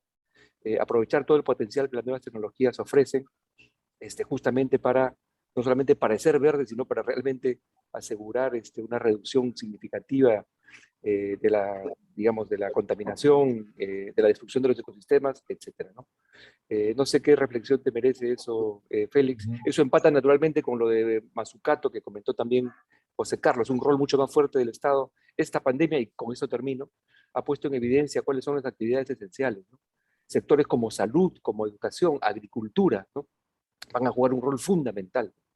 Y creo que ahí habría que poner todos los esfuerzos. Ese sería mi comentario y, bueno, la pregunta que les acabo de hacer. Gracias. Muchas gracias, Pepe. Sí, sigamos un poco más de preguntas, Félix, y luego le damos la palabra. Hay un participante que me ha mandado un chat, indaga sobre, como ustedes recordarán, hace unos 2 años, Germán Alarco hizo una publicación revisitando críticamente las estimaciones de la desigualdad en el Perú y mostraba que en realidad los índices de desigualdad que se estiman con los datos oficiales del INEI subestiman, según el profesor Alarco, de manera significativa. Entonces, preguntan hasta qué punto es posible revisar las estimaciones de desigualdad y si comparten esta visión crítica de Alarco respecto a que en realidad se está subestimando los niveles de desigualdad en el país. Y por otro lado, no sé si a José Carlos le provoca hacer alguna reflexión, no sé si a José Carlos, Félix y Alan, ¿no? Antes de darte la palabra, Yanina. Esta narrativa del decrecimiento sostenible, ¿no? Que nuestro buen colega y amigo, el profesor José Carlos Silva, trata de transmitir, casi predicar en nuestra universidad, tiene indudablemente enormes implicancias desde el punto de vista metodológico. Yo entiendo perfectamente que se trata de modificar las unidades de medida, ¿no? Es posible que el discurso de decrecimiento sostenible no implique un decrecimiento en el estándar de la estimación del PBI per cápita, porque el decrecimiento sostenible tiene que ver más con unidades de medida del consumo material. Pero, no sé, en un escenario post-COVID y de potenciales flujos de inversión en reactivación económica, ¿cómo ven esta narrativa del decrecimiento y si la ven viable desde el punto de vista metodológico y de política pública. Antes de darle las palabras a los tres, Yanina, por favor, tu inquietud. Bienvenida, buenas noches. Buenas noches a todos. Solo quería, bueno, no puedo prender mi video porque mi hospedador me ha detenido, es lo que hice. Así es que, ok, voy sin video. Muchísimas gracias por esta presentación tan interesante y siempre tan polémica. Me provocó hacer la pregunta solo en relación con todo lo que se ha dicho, cómo tiene impacto en la configuración que tenemos hoy en el mercado de trabajo. Y no solo hoy, y no solo hace 10 años, y no solo hace 20 años.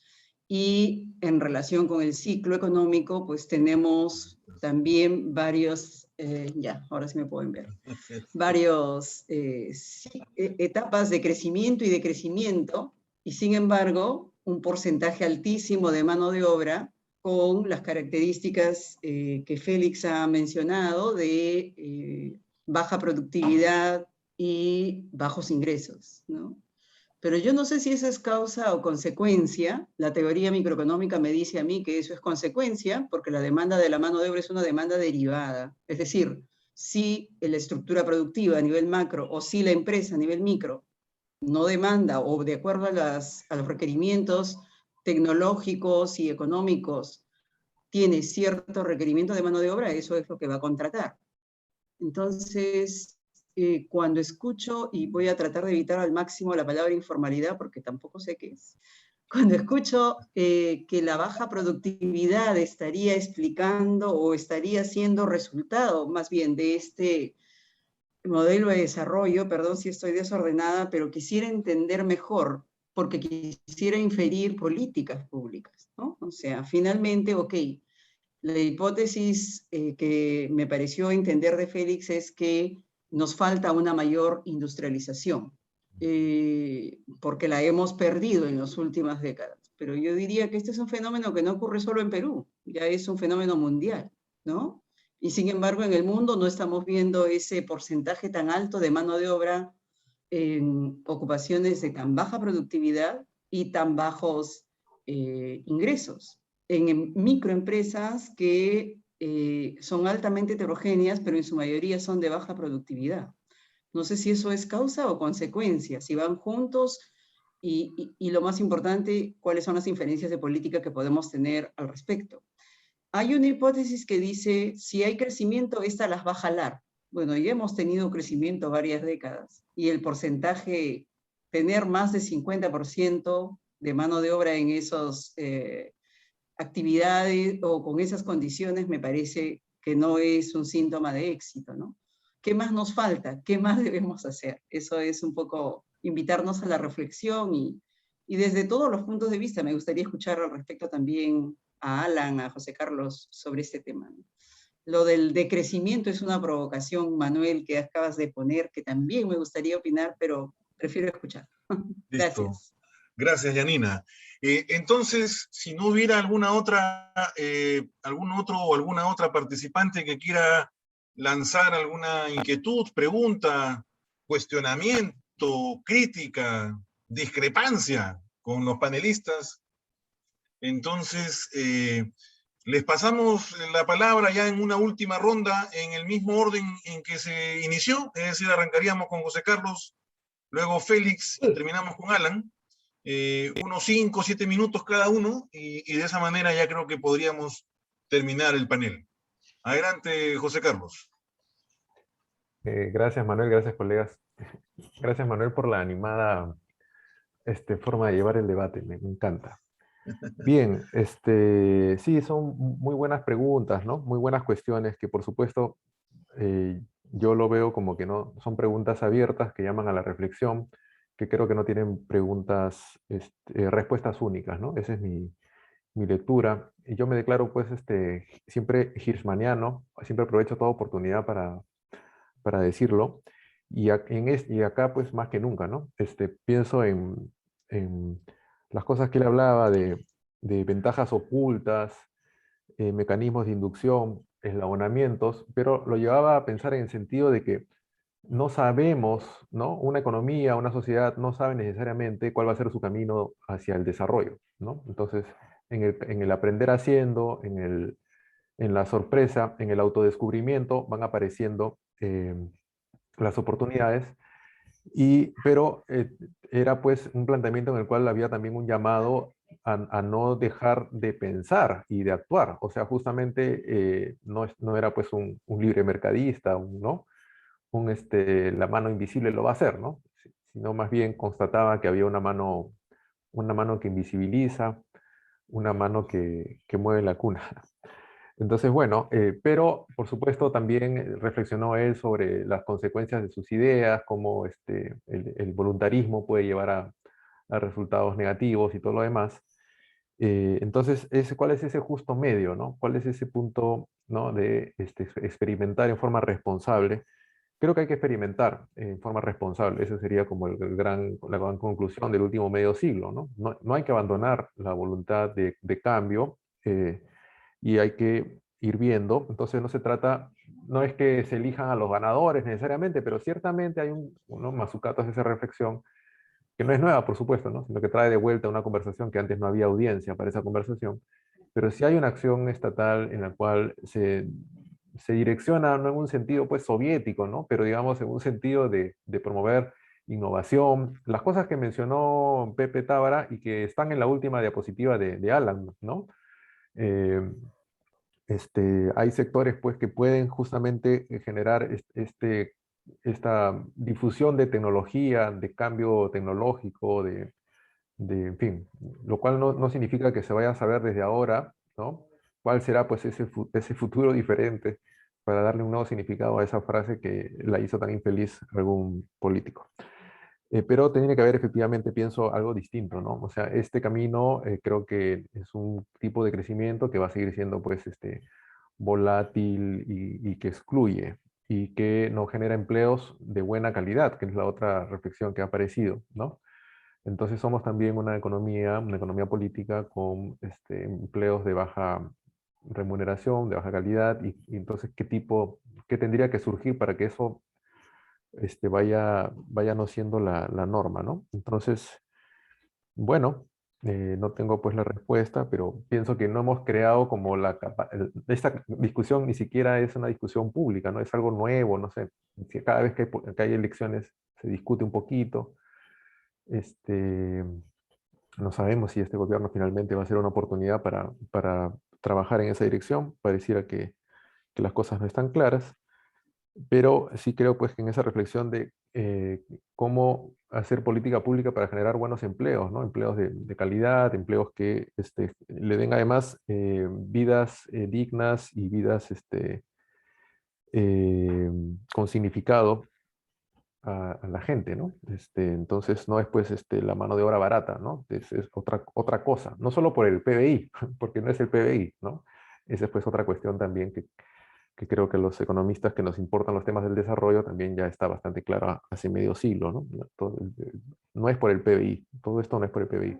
Bueno, lo ultimito sobre de crecimiento, sí, pues efectivamente, yo comparto, digamos, que la idea de que la noción de que culturalmente nos toca repensar pues nuestros patrones de consumo, ¿no? Los límites del consumismo, las cuestiones negativas que ha traído, digamos, una mirada economicista de la vida, no sé. Pero pensar en el decrecimiento como una cuestión universal, que es como la salida, ahí sí yo tengo mis dudas, ¿no? Porque no creo además que no es un tema, pues, no, no sé, no le veo viabilidad tampoco, ¿no? No le veo, en fin, habría que pensarlo en una forma más, de repente, tener otra reunión y ver de qué va la cosa, ¿no? Y ahí podríamos discutir en forma más precisa, quizás. Gracias. Gracias a ti, José Carlos. Te pasamos la palabra, Félix, para tus reflexiones, reacciones a las preguntas. Sabemos que el tiempo no te va a dar para poder abordar todas, pero a ver, en No son muchas preguntas, gracias, Manuel. unos 7, 8 minutos. ¿Cómo? 7 o 8 minutos. Menos. Yo quiero empezar aclarando qué cosa es lo que he expuesto. Parece que no está claro. Yo he expuesto la respuesta a dos preguntas, ¿no? ¿Qué determinó el crecimiento en los últimos 30 años? ¿Y qué efectos tuvo en la estructura productiva ese crecimiento? Eso es lo que he expuesto, no he expuesto otra cosa. No he planteado propuestas para salir de la situación actual o para superar los efectos de ese crecimiento. Entonces, eso está claro, ¿no? Por lo tanto, yo no entiendo... Eso es lo que pregunto ahora. Yo no entiendo a Pepe ni a Yanina cuando Pepe dice que yo estoy juntando en una propuesta de agricultura y servicios. Y eso no es así. Lo que yo estoy diciendo, recordando a Kalecki, es que mientras en la época en que escribían los teóricos del desarrollo, ¿no? El mayor porcentaje de empleo en el año 42, por ejemplo, la PEA ocupada estaba en agricultura y servicios, 80.7% del total del empleo, ¿no? Ese porcentaje no ha variado mucho con lo que hay ahora. Ahora el porcentaje de empleo en agricultura y servicios es 84.7%. Lo único que ha cambiado es el empleo de picos y palas, como decía Kalecki, refiriéndose a las economías subdesarrolladas de los 40 y 50. ¿Qué significaba eso? Que en ese empleo predominaba el empleo en la agricultura. En la agricultura la PEA ocupada de ese 80.7% era 62.2%, ¿no? Era la PEA ocupada en agricultura. Y la diferencia, si le restamos a 80.7, 62.5, ese era el empleo en servicios. Pero lo que hay ahora es que el empleo en la agricultura ha bajado a 30.7% en promedio. Y lo que ha aumentado es el empleo en el sector servicios. Entonces, seguimos con el mismo porcentaje o con un similar porcentaje, lo que ha cambiado es la composición.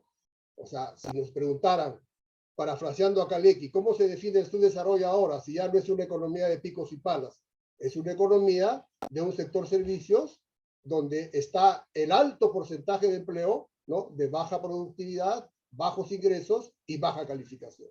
Eso es todo lo que he dicho, ¿no? Y por supuesto también he dicho que el efecto del crecimiento es que la contribución de agricultura y servicios al crecimiento en estos últimos 30 años ha crecido, ¿no? Agricultura y servicios explican en promedio el 73.4%, ¿no? Y la participación de la industria ha caído. Eso es todo lo que he dicho. Por lo tanto, he dicho que el efecto es que ahora somos una economía menos industrial y menos agrícola, y más productora de servicios, ¿no? Donde se concentra el mayor porcentaje de empleo de baja calificación, bajos ingresos y baja productividad. Eso es todo lo que he dicho, ¿ok? Yo no estoy planteando, ¿no? Una estrategia de desarrollo. No he hecho eso, ¿no? Podríamos hacer un debate sobre la estrategia de desarrollo, ¿no? Entonces, esa es mi respuesta a estas dos reflexiones o preguntas que hacen Yanina y Pepe, ¿no? Algo más sobre lo que dice Pepe. Efectivamente, los países desarrollados, ¿no? Hay varios artículos que hablan que hay una desindustrialización, pero eso es por el grado de modernización y desarrollo tecnológico que han alcanzado las economías industrializadas. Pepe lo sabe bastante bien esto. Esa desindustrialización no es igual que la desindustrialización de países como el nuestro, ¿no es cierto? O sea, el crecimiento del sector servicios en los países industrializados es un crecimiento donde el empleo es calificado, ¿no es cierto?, de alta productividad y también de altos ingresos. En nuestra economía no es así, ¿no es cierto? Se expanden los servicios, pero con empleo masivo de baja calificación, bajos ingresos y baja productividad. Por lo tanto, ¿no? Si me fuerzas a decir que también podemos adoptar la estrategia de desarrollo de los servicios para diversificar la economía, mira, como dije, bueno, pues hay servicios de alta tecnología que se pueden expandir, que son intensivos en mano de obra, hay servicios como turismo que son expansivos, ¿cómo se dice?, intensivos en mano de obra, que también se pueden expandir, hay otras actividades de servicios intensivos en mano de obra que se pueden expandir. Pero yo no creo ese es otro debate, ¿no? No lo estoy sugiriendo, podemos discutirlo después. O sea, si la estrategia de desarrollo se debe basar en servicios o no. No he dicho que la estrategia de desarrollo, ¿no?, se debe basar en la industrialización o en el proceso de industrialización que ocurrió antes, tampoco. O sea, yo he escrito sobre esto varias veces, en varios artículos y también en un proyecto de libro, cuál es, ¿no?, la política para el siglo XXI, y hay una propuesta de desarrollo de la manufactura distinto a lo que ocurrió en los años 50, 60 y 70, ¿no? Pero ese es otro tema. Sobre ese tema no he hablado yo. ¿Ok? Y la última pregunta, que es sobre el trabajo de Alarco. Es un excelente trabajo. Yo conozco el trabajo y presenté además el libro. Efectivamente, yo creo que de eso creo que también ha escrito Pepe y también Waldo Mendoza. En las encuestas no se capta, no responden los que tienen altos ingresos. Entonces, efectivamente, es un trabajo por hacer, ¿no? Porque efectivamente el otro efecto de este crecimiento que José Carlos ha llamado empobrecedor es, ¿no?, que ha incrementado la desigualdad. O sea, este periodo de globalización en el mundo, ¿no?, ha hecho que en todos los países haya aumentado la desigualdad. O sea, si uno grafica la productividad y el salario real, ¿no?, como digo, se abre como la boca de un cocodrilo, ¿no?, en los últimos 30 años. La mandíbula inferior es el salario real, que se estanca, el salario real, y la mandíbula superior del cocodrilo es la productividad. Y si ponen el producto en las exportaciones per cápita, más todavía, ¿no es cierto? Entonces la desigualdad ha crecido. Y se ve pues en la realidad, la pandemia ha desnudado eso, ¿no? Y lo último que diría, yo estoy de acuerdo con Yanina, lo que ocurre en el mercado de trabajo es consecuencia, no puede ser causa, ¿cierto? Es consecuencia, ¿no? Yo he dicho también en mi exposición que la estructura productiva que hay ahora, la intensidad de capital que hay ahora con bajo crecimiento, ¿no?, y la incapacidad de la economía de generar oportunidades de empleo con ingresos decentes, eso es resultado de las inversiones que se han hecho en esta economía. Esas inversiones han creado ese tipo de capacidades, han creado ese tipo de empleo. O sea, el resultado de esta modificación de la estructura productiva, ¿no?, es por el tipo de inversiones que se hicieron. Y como he mostrado en un gráfico, ¿no?, en los últimos 30 años, en el total de inversiones predomina la inversión en construcción. En cambio, del 50 a los 70 predominaba la inversión en maquinaria y equipos. Y por eso en los 50, 60, hasta mediados de los 70, la intensidad de capital crece. Y después tiene una tendencia levemente decreciente y se recupera recién a partir del año 2006-2007. Eso es, Manuel, gracias. Muy bien, Félix, muchísimas gracias. No, indudablemente la inquietud de Yanina también es planteada por un participante que dice en qué sector se debería invertir mejor para poder lograr un desarrollo a largo plazo, pero eso será pues para el seminario de desarrollo económico que organizaremos presencialmente en el mes de marzo del 22. Alan, entonces cerramos el evento contigo, tus reacciones a los comentarios, inquietudes y ya para cerrar el panel. Sí, muchas gracias, Manuel. Me parece central esa discusión que estás planteando sobre la estrategia de desarrollo, las alternativas, lo que ha hecho Félix, lo que ha planteado Yanina. Creo que el Departamento de Economía, con las iniciativas que está impulsando, podría, ¿no?, organizar un foro o algo. Ya se podría ver la modalidad y cómo podemos apoyar en eso, porque me parece central esos puntos que han sido planteados, ¿no? Yo solo señalaría 3 cosas muy, muy específicas. Primero, para esa estrategia o para las reflexiones o para el devenir de nuestra economía, creo que siempre debemos tener presente el entorno internacional. Están todos los cambios que se están dando en estos momentos a nivel global, cómo están condicionando, cómo están profundizando asimetrías y cómo plantean nuevos desafíos a nuestras economías, ¿no? Lo que decía Félix de la estructura productiva, cómo ha ido cambiando. Bueno, ¿qué puede hacer esa estructura productiva, el país con esa estructura productiva, dado el nuevo entorno internacional? Estamos hablando de la transformación digital, de la llamada cuarta revolución industrial, estamos hablando de las crisis del cambio climático, crisis del multilateralismo, ralentización de las cadenas globales de valor, disminución del crecimiento del comercio mundial aún antes de la pandemia, redefinición de las cadenas globales de valor. Entonces, ¿qué vamos a hacer en ese entorno?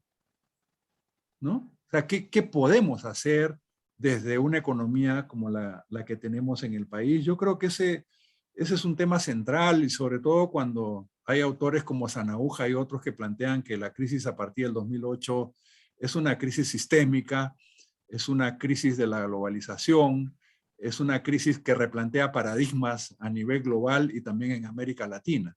Incluso uno de los abanderados o los paradigmas de esa globalización como es Chile, en redefiniendo su futuro, reflexionando sobre qué va a ser en los próximos años, ¿no? Entonces, ese es un primer punto que quería hacer. El segundo, sobre el decrecimiento, ¿no? Que Manuel plantea. Bueno, yo como José Carlos, claro, ciertamente hay un punto allí en términos de que no podemos actuar como si los recursos pues fueran infinitos.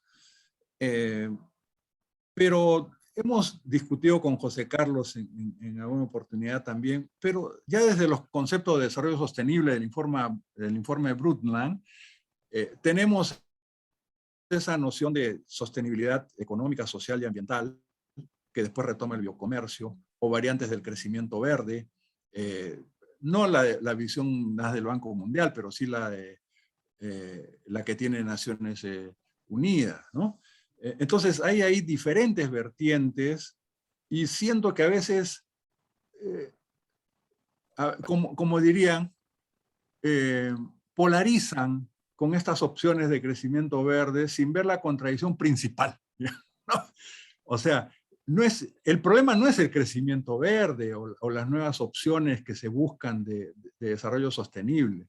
Me parece que es con el viejo modelo, y allí, en vez de ganar aliados, a veces plantear las cosas así, más bien polariza y quita aliados. Y yo creo que allí hay que tener mucho cuidado, porque con países que tenemos necesidades primarias no satisfechas, con los niveles de pobreza que hay, a veces no podemos ponernos muy exquisitos, ¿no? O sea, con el cambio a la matriz productiva o con el cambio a la matriz energética. Además, eso es de mediano y largo plazo, no es inmediato.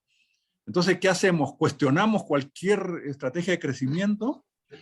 Yo creo que no podemos caer en ese extremo considerando el nivel de insatisfacción de necesidades básicas que está en nuestra economía, por nuestra población. Entonces, ahí también es un tema para seguir discutiendo, como bien ha planteado Manuel. Y por último, algo que planteó Pepe y que asocia al tema de la diversificación productiva. Efectivamente ha señalado el Pacto Verde Europeo, ¿no?, que está en el debate, o la agenda digital que se está planteando en Europa en su nuevo plan estratégico. Pero el Pacto Verde Europeo es más que un crecimiento verde. El Pacto Verde Europeo, hay distintos trabajos de varios autores en la Comisión Europea, el propio Sanahúja, muestra que es una opción estratégica de largo plazo, integral, que redefine la visión que tiene Europa y que está caminando allí post pandemia. Entonces, no solo en Europa, en el Asia también están discutiendo nuevas opciones en ese sentido. Entonces, ya se ha visto que no podemos continuar como estamos en el crecimiento post pandemia. Y por lo tanto, están planteando esa diversificación. Nosotros tampoco podemos continuar con la misma estrategia que hemos venido implementando en las últimas décadas, y tenemos que ver otras opciones. Entonces, afortunadamente, en la Comunidad Andina, en la Alianza del Pacífico, en otros países, aparte de facilitación del comercio, aparte buscar mecanismos de comercio electrónico, de la Carta Ambiental Andina y de otros elementos que están en proceso de implementación en plena pandemia. Hay opciones de convergencia que deberíamos buscar entre nuestros bloques y hay opciones, incluso a Europa le interesa y habría que explorar esa opción de alianzas estratégicas con Europa en términos de este Pacto Verde Europeo, en términos de esta agenda digital, donde hay mecanismos de cooperación posibles a explotar, ¿no? Entonces, claro, y con eso termino, si nos ponemos en la posición del decrecimiento así a ultranza, entonces esas opciones no son posibles. Y creo que no debemos cerrar ninguna puerta. Gracias. Muchas gracias, Alan. Muchas gracias, Félix, José Carlos. Claramente son temas que dan para seguir dialogando, debatiendo. Esperemos pronto poder hacerlo en persona. No quiero despedirme sin antes felicitarnos a todos y a todas en la comunidad de la Universidad Católica por la organización de este encuentro sobre investigación, innovación y creación. Como ustedes saben, esto continúa en las próximas semanas. Solo para mencionar algunas de las actividades que el Departamento de Economía está contribuyendo en este encuentro. En pocos días vamos a tener una mesa redonda sobre la internacionalización de la educación superior, nuevamente con la contribución del profesor Ferle. Posteriormente, en octubre, tenemos mesas sobre la política del Banco Central, sobre el mercado de trabajo, sobre regulación de servicios públicos. Así que invito a todas y a todos a que estén atentos a las siguientes actividades en general del encuentro y en particular de las que el Departamento de Economía está promoviendo y participando. Sin más, muchísimas gracias a todos y a todas y nos vemos en las próximas actividades de la universidad. Muchas gracias, buenas noches. Muchas gracias. Hasta luego. Hasta luego. Colegas, Cuídense. Gracias. amigas, amigos. Hasta luego. Gracias. Chao. Gracias. Chao. Gracias.